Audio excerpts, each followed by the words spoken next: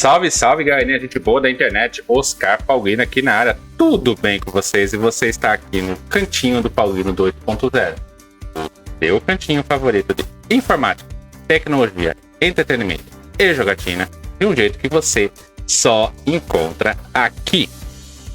Neste vídeo nós vamos relembrar de 7 micos que com certeza você ou algum conhecido seu já pagou nos anos 2000 aí, né?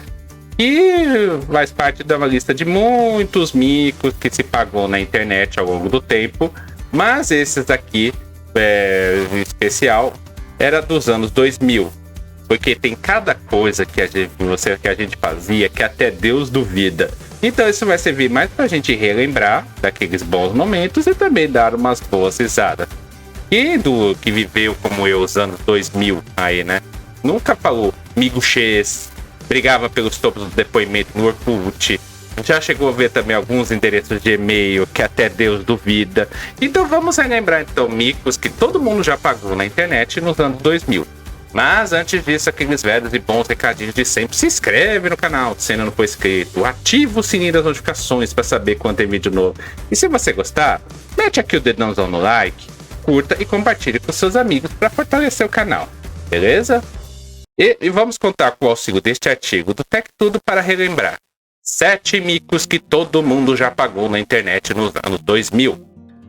Falar migo X, brigar pelo topo dos depoimentos no Orkut e usar endereços de e-mail vergonhosos eram algumas práticas que, por incrível que pareça, eram comuns naquela época, né?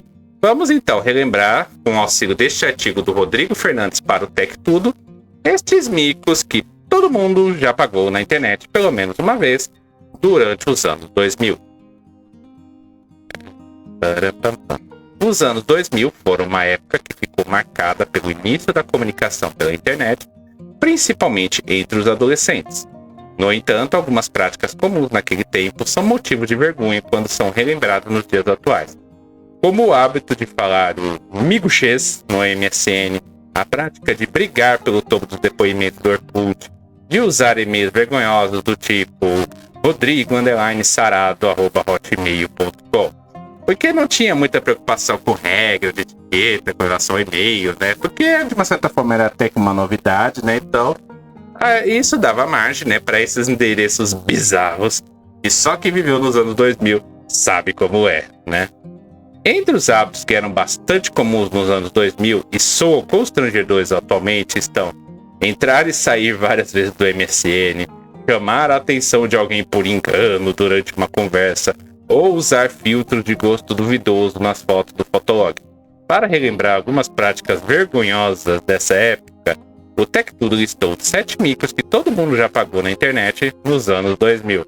Vamos relembrar o festival de micagens então. Brigar pelo topo dos depoimentos dos seus amigos no Orkut. Esse era um que a galera adorava fazer, né? Mesmo sabendo que estava passando vergonha. O Orkut permitia que os usuários publicassem declarações para seus amigos através de histórias engraçadas ou apenas ressaltando a importância daquela pessoa na sua vida. Esses eram os depoimentos, pequenos textos que ficavam em destaque nos perfis para que os visitantes pudessem ver o quanto aquele indivíduo era querido e popular. A questão é que os depoimentos eram exibidos em ordem cronológica de recebimento e aprovação, ou seja, os textos mais recentes apareciam no topo da tela e, consequentemente, eram os mais lidos pelos visitantes, sendo considerados os mais importantes. Por causa disso, ocorria uma briga virtual entre os amigos do usuário para ver quem ficava no topo dos depoimentos do perfil. Que era uma coisa, de repente, mandar uma mensagem que você considerava importante para algum amigo, ó, tá vendo os depoimentos, ó?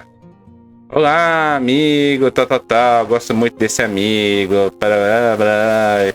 Aí ficaram aquela briga, um colocava depoimento, depois o outro, depois o outro, depois o outro, então você via, era uma infinidade de depoimentos que você até perdia a conta. Pensa no momento, como diz a molecadinha de hoje em dia, pensa no momento cringe, né? A disputa acontecia de forma simples. Os amigos enviavam inúmeros depoimentos para seus contatos com frases do tipo: o topo é meu, ou ninguém me tira do topo, com o objetivo de garantir a permanência no alto da lista.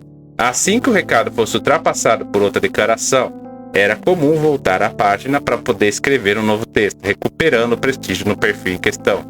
Essa repetição de testemunhos criava uma disputa entre os amigos, mas tornava-se constrangedora quando a competição passava dos limites e você olhava para aquilo e falava: meu Deus!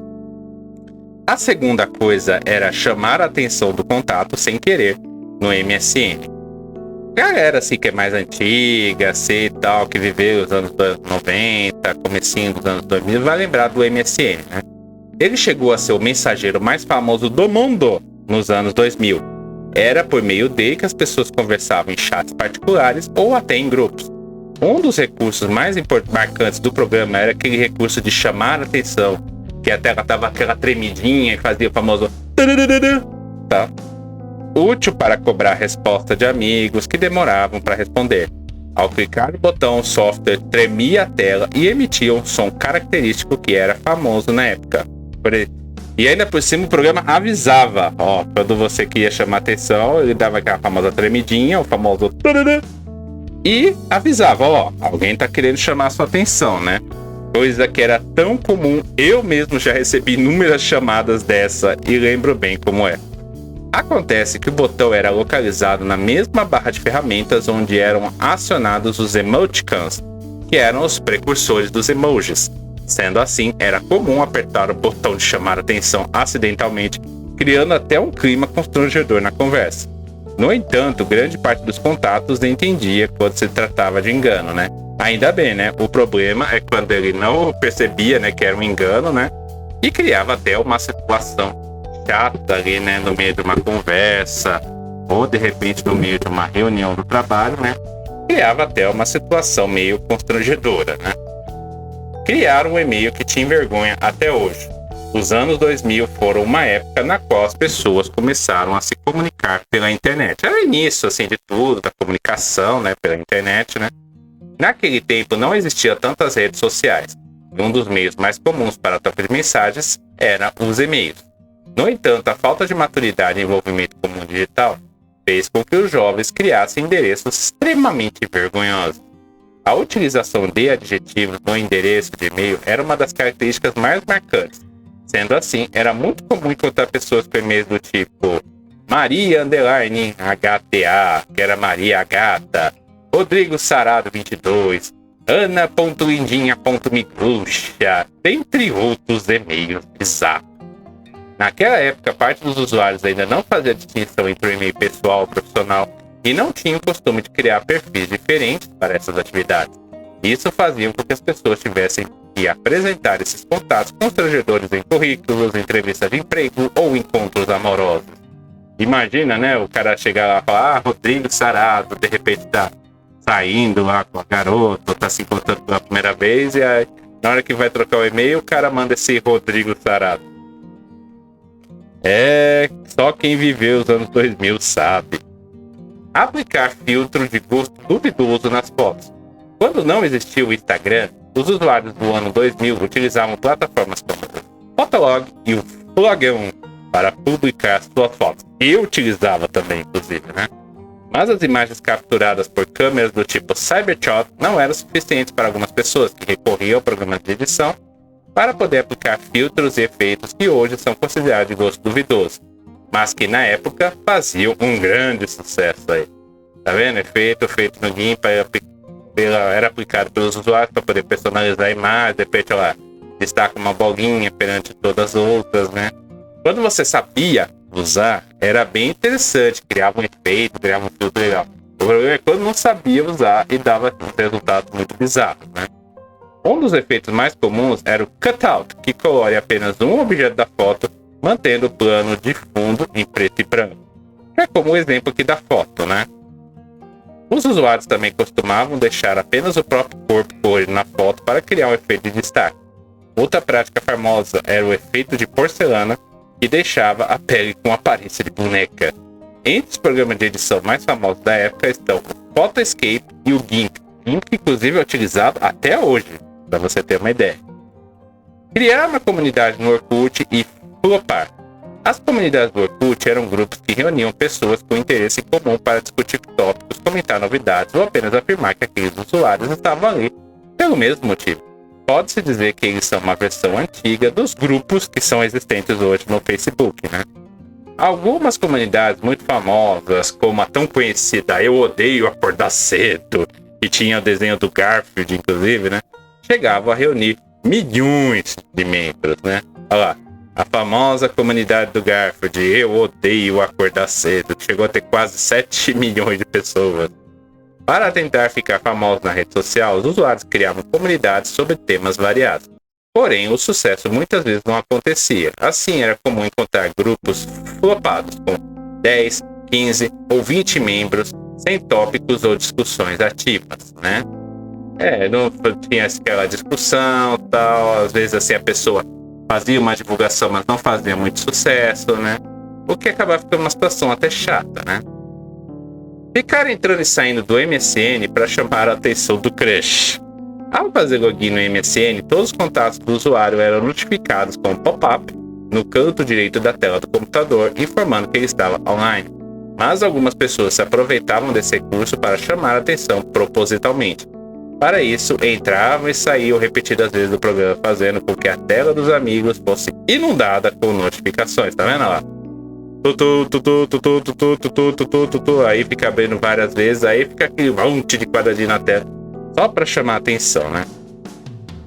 Em alguns casos, esse excesso de alertas irritava os amigos e passava a mensagem que aquela pessoa só queria se exibir.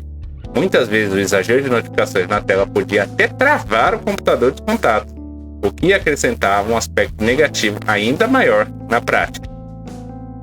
E o sétimo, não menos importante, né, é o famoso falar miguxês.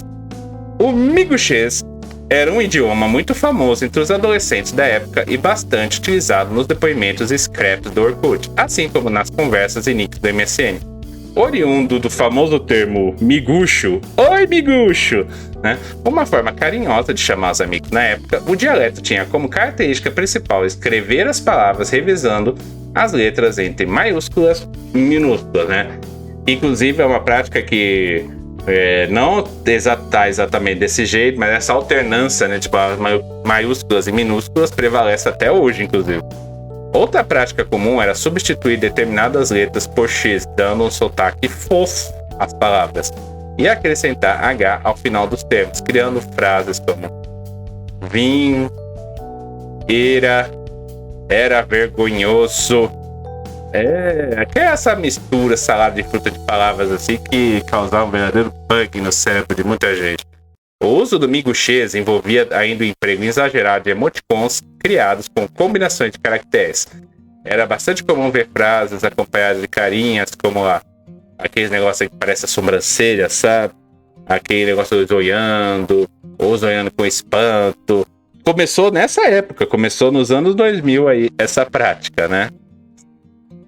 E é isso. Se você conhece também mais algum mico que pagava naquela época, ou alguma coisa assim interessante que as pessoas faziam no ano 2000 e não foi citado aqui, coloca aqui nos comentários. Vamos perder essa discussão, que é uma discussão muito interessante e vai render ainda muitos capítulos.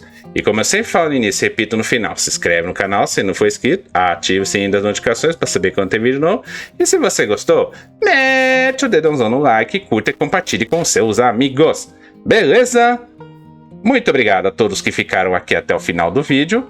Vamos ficando por aqui e até a próxima. Tchau!